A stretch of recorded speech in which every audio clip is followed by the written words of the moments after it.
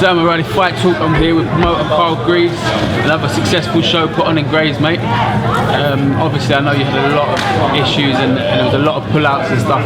Talk us through, you know, what all the changes the card had.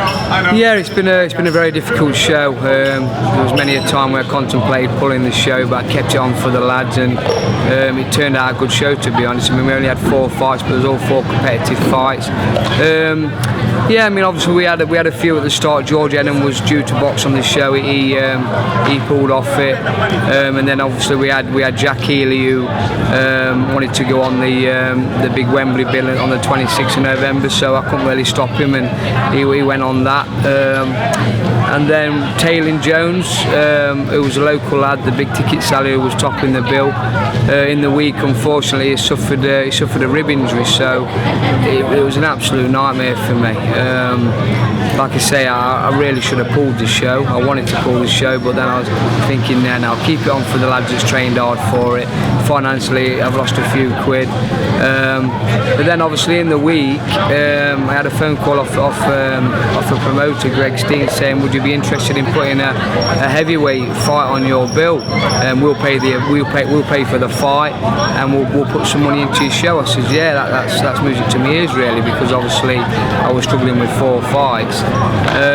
So that was all set to go on. An heavyweight contest. I think his name's Donny Palmer, was going to fight Chris Ely. All the paperwork had gone through, everything. The board had accepted it, but then it turned out that he'd not had authorization from America.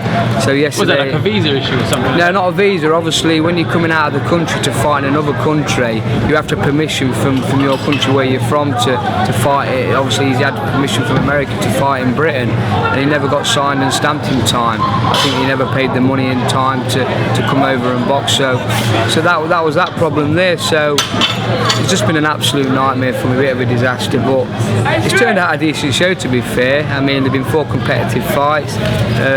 Drawn it out a little bit with a bit of a raffle and auction, and yeah, got a few of the local fighters in the ring. John Wayne, Ben Hall, and Taylor Jones, and Lucian Reed, Craig Spider Richards. So yeah, it's been all right. But the stress of promoting this, people don't realise what you have to go through. It's hard work. You put on a lot of shows as well, up and down the country. How often are you putting shows on? Well, I've got another 4 before Christmas, so that just proves how many I do. But I'm averaging around 12 shows a year. I think this year I might have done a bit more than that. But you see, I'm fortunate because I manage a lot of fighters in different areas. I think I'm the only small old promoter that actually has got fighters in the central area, the Midlands area, and the southern area. So it gives me that option to promote and build these fighters up in their area. But obviously people will be thinking, well, why didn't you put any more fights on? But I don't think they really understand how the game is. I mean, you can only put fighters on that's selling the tickets.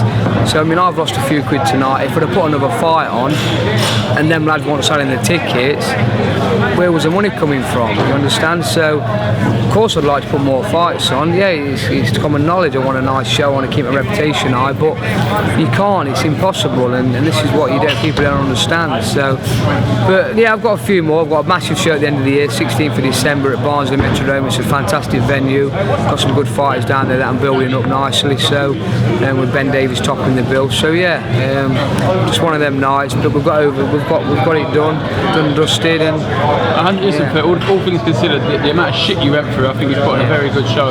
Yeah, it's a testament to the guys you've got working alongside you, the reputation, and the guys, you get a lot of people come to your shows for that reason, I think. Yeah, thanks a lot. Yeah, like I say, I've been promoting now since 2006, and I've done over 100 shows, so it just proves how hard I work. I don't just promote, I'm obviously managing fighters, I'm training fighters as well, top class fighters, so I'm in the gym every day, training them. Obviously in the meantime I'm working on my shows and working on my management side. It's a full-time job, it's very difficult, very stressful, but it's what I've decided to do, it's what I do, and I take the rough with the smooth, as I say. A bit of everything, a former fighter, obviously, successful trainer.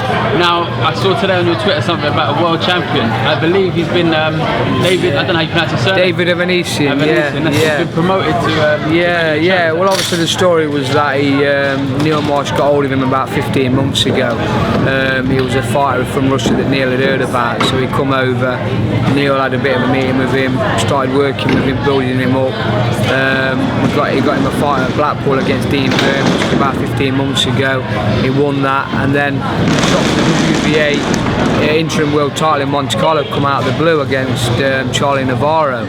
So we went over there. Then I got he went round. Neil wanted an English trainer for him, so he went round a few gyms looking for a trainer, and unfortunately he chose me. We got a great relationship. And then obviously we got the Charlie Navarro fight, and then out of the blue we got an option to fight Sugar Shane Mosley. I mean, that is unbelievable. It was like childhood dream really. Coming up on the top table, his trainer was Roberto Duran, and we got young Carl Greaves here from Newark, and it was fantastic. And we beat Shane Mosley, and we got made mandatory for Keith Thurman. Obviously the story is Keith Thurman, to be honest, we didn't think David was a big enough name.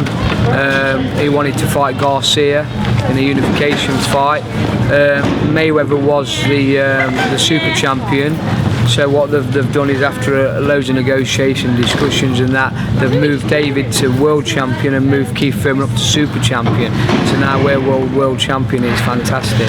Crazy. What's next for David then? When's he? There's rumours of it he's going to be fighting in America. I think around February time. We don't quite know who against yet, but there's a lot of discussions that's going on. Obviously that's down to his manager Neil Marshall sorting out, which is good for me really, because I've just got a trainer that I ain't got to get involved in all that, which I usually have with my other fights. So it needs to change really, a bit of all good.